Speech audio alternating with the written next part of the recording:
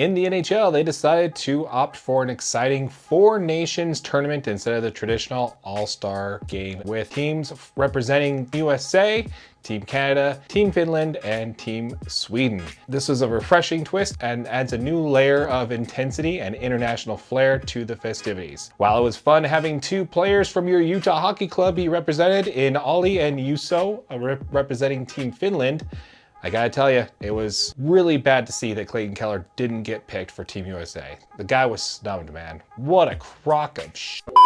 The most exciting part of the tournament, however, was Saturday, February 15th. It was the electrifying matchup between USA and Canada. It was the first time these two teams had faced off against each other in a tournament in 9 years, and the anticipation was palpable. Setting aside the political undercurrents and fully focusing on the hockey itself, for those who are interested in the non-sports aspect of this story, we would like to refer you to your preferred cable news network. The game got off to a very physical start. When I say physical, I mean that to say the very least. How physical was the game, you ask? There were 3 fights that broke out in the first 9 seconds of play. And no, there weren't just 3 separate skirmishes at once. No, there were 3 separate brawls.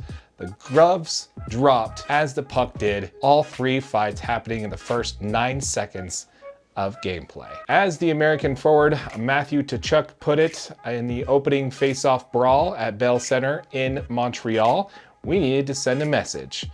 Canada got the scoring off in the first period. First period, Connor McDavid scored with a backhand shot for Canada's first and only goal at the 5:31 mark, giving them the early 1-0 lead. Jake Guentzel tied it up for Team USA 5 minutes later with a goal of his own.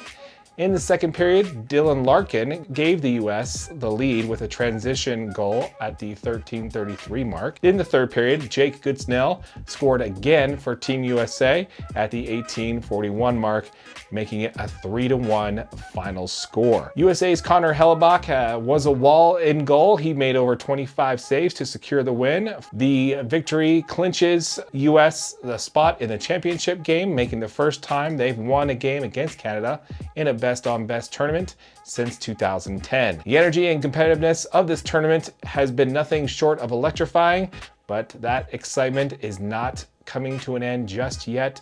Both of these teams will be meeting up in the tournament finale Thursday night. Both teams will be ready. The fans can expect another intense and thrilling showdown between these two teams. Will USA take home the win in the first ever Four Nations face-off for the NHL? Or will Canada exact their revenge, riding the momentum that they got in their win over Finland in the semifinal round? One thing's for sure, this rematch promises to be an unforgettable ending to NHL's first ever Four Nations face-off tournament. And I, for one, can't wait to see it. We want to hear from you folks. Let us know what your thoughts are in the comments down below. Until next time, my name is Darren. This has been an episode of the DNA Sports Recap.